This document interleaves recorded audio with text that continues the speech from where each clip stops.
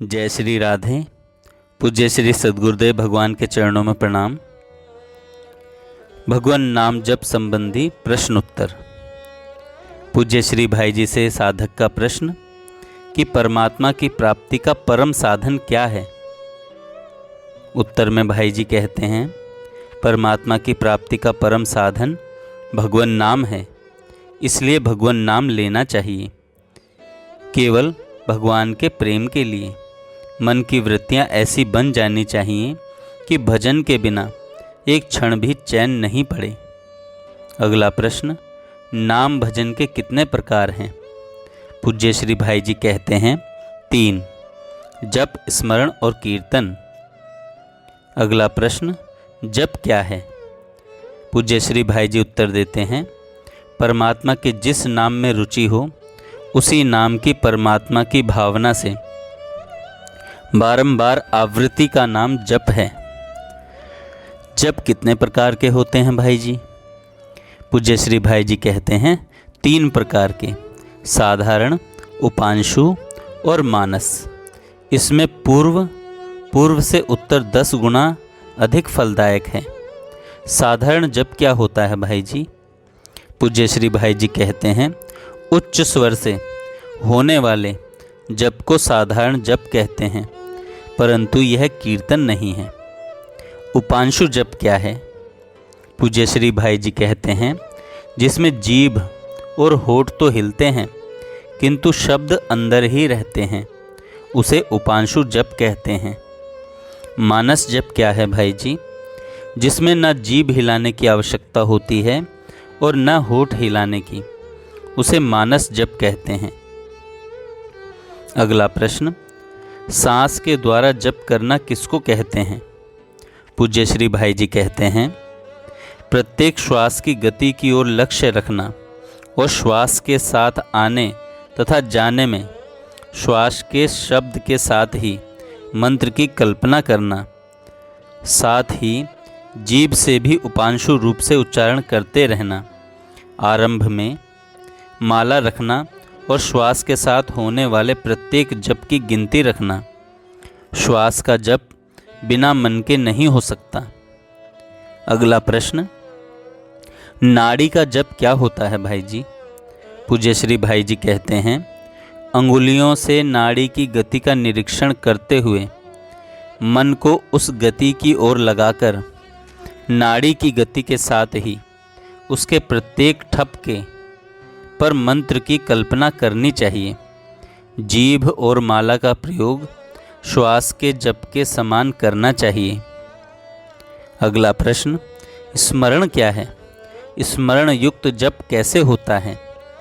पूज्य श्री भाई जी कहते हैं, स्मरण मन की वृत्ति है। जिस जप में नामी की मूर्ति, उसके गुण, उसके भाव या नामी की स्मृति रहती है, वह जप स्मरण युक्त जप कहलाता है। अगला प्रश्न, मानस मूर्ति पूजा की भांति नाम अक्षरों की कल्पना मन में कर उसे बार बार पढ़ना कैसे होता है। पूज्य श्री भाई जी कहते हैं, आंखें मूंद कर मंत्र के पूरे अक्षरों की अपने सामने आकाश में या हृदय में कल्पना कर उन्हें बारंबार मन से पढ़ते रहना, साथ ही जीभ का प्रयोग भी करते रहना। गिनती के लिए हाथ में माला रखें। अगला प्रश्न, क्या नाम अक्षरों की आवृत्ति का और कोई उपाय है। पूज्य श्री भाई जी कहते हैं, मन की रुचि के अनुसार भगवान की किसी मूर्ति की मन में कल्पना कर मूर्ति के चरणों या गले की माला में या मस्तक के मुकुट में या हस्तपाद आदि अंगों पर जड़े गहनों पर नाम अक्षरों की कल्पना कर आंखें मूंदे उनको बार बार मन से जप करता रहे। भाई जी, कीर्तन किसको कहते हैं। जप में नाम संख्या का हिसाब रहता है, कीर्तन में नहीं रहता।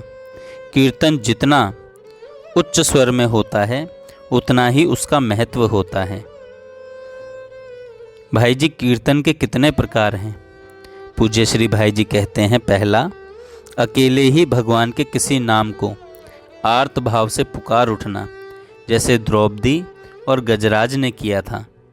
दूसरा, अकेले ही भगवान के गुण नाम, कर्म नाम, जन्म नाम और संबंधनों का विस्तार पूर्वक या संक्षेप में जोर जोर से उच्चारण करना। तीसरा, भगवान के किसी चरित्र या भक्त चरित्र का गान और बीच बीच में नाम कीर्तन। चौथा, कुछ लोगों का एक साथ मिलकर भगवान नाम गान करना। पांचवा, अधिक लोगों का एक साथ मिलकर एक स्वर से नाम कीर्तन करना। अगला प्रश्न, संकीर्तन का क्या प्रभाव है? पूज्य श्री भाई जी कहते हैं, जहाँ प्रेम और श्रद्धा के साथ भगवान नाम का ऊंचे स्वर से संकीर्तन होता है, वहाँ के मनुष्य, पशु पक्षी की बात तो कौन कहे, वहाँ के वृक्ष लता आदि भी पवित्र हो जाते हैं, उन्हें शांति मिलती है। अगला प्रश्न, हर समय नाम जप कैसे हो? पूज्य श्री भाई जी कहते हैं, भगवान के नाम में भूल होने में अभ्यास की कमी ही कारण है, परंतु प्रधान कारण तो विश्वास और प्रेम की कमी समझना चाहिए। विश्वास और प्रेम भी भजन और सत्संग से होते हैं, इसलिए सत्संग तथा नाम जप रूपी भजन का ही विशेष अभ्यास करना चाहिए। जय श्री राधे। इससे अगले भाग में आगे के प्रश्न उत्तर पढ़े जाएंगे। जय श्री राधे, जो कल आएगा। जय श्री राधे।